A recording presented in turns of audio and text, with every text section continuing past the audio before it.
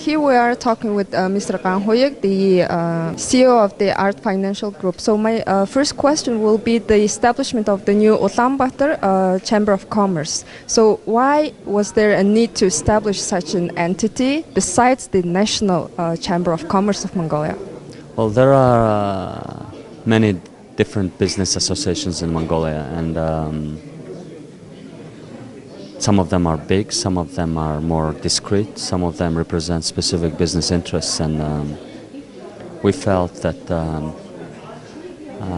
the businesses that are operating their headquarters or doing business in Ulaanbaatar, the capital city of Mongolia, need to set up a specific entity to work directly with the city administration and to create more favorable business environment in the city of Ulaanbaatar. So does it mean that the city government was not really supporting the businesses in Ulaanbaatar city?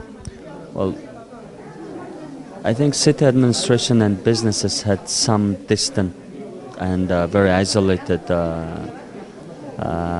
sporadic type of relationship. So now with the founding of Ulaanbaatar City Chamber of Commerce, we feel that this relationship will become more institutionalized, it will become more streamlined, it will become more focused, and it will become continuous. And that will help Ulaanbaatar City emerge as a regional business hub, maybe a free trade center, and maybe a regional financial center in the future.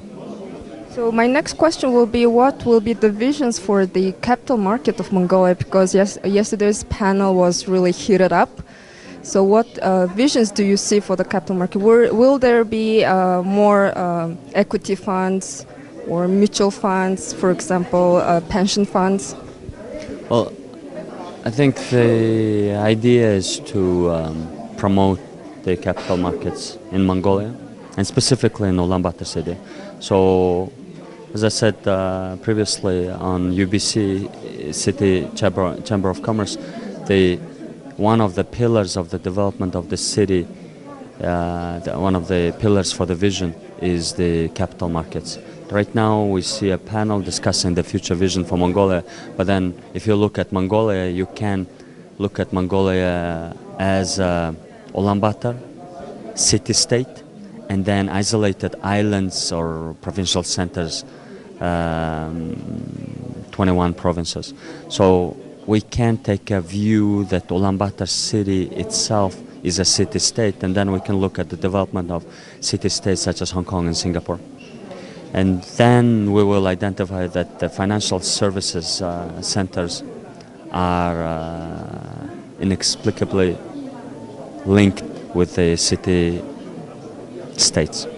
So Mongolian capital markets has undergone very tumultuous and long history of its development. It saw privatizations, it saw its ups and downs, and unfortunately we still do not see a huge influx of funding into Mongolia, into Mongolian businesses through the stock markets. The Mongolian financial services sector is dominated by commercial banks. 96% of the total financial assets are held by commercial banks. So plus the services, right? Financial services are also... Well, it's commercial banks. Then comes the different financial services companies, industries, sectors, such as insurance, such as non-bank financial companies, savings and credit unions, pawn shops, etc., etc. So the need is there, the demand is there. What we identified yesterday at our panel is that we need to create an environment where institutional investors can enter the market. This will be the pension funds, this will be the insurance funds. How can we make it happen? With insurance funds, it's easy. Now, FRC needs to make certain amendments to their regulations and let the insurance markets participate in the stock market.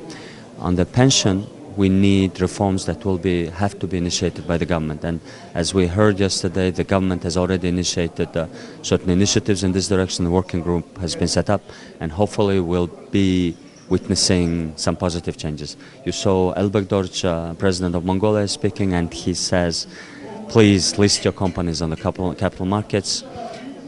Let the businesses be owned not by 10 companies, but 10,000 families in Mongolia. So also the government and the president also like recognizing the past mistakes. Is it a good step towards building the credibility for Mongolia?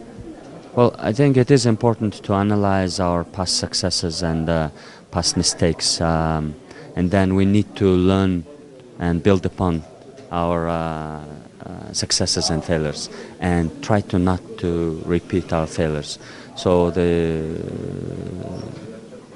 future will be easier for all of us if we do not run into the same wall again and again. And that means we need to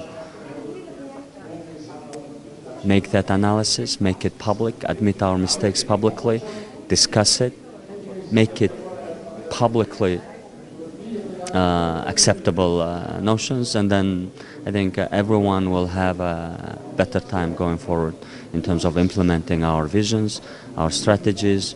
If we, for example, continue arguing whether Mongolia is an agricultural country, IT-based country, or a banking dominated country, or a mining country, it will not be constructive. But we all have to accept that most of the state budget, most of the wealth, most of our exports, most of the economy is driven by the mining. And thus, we are a mining nation.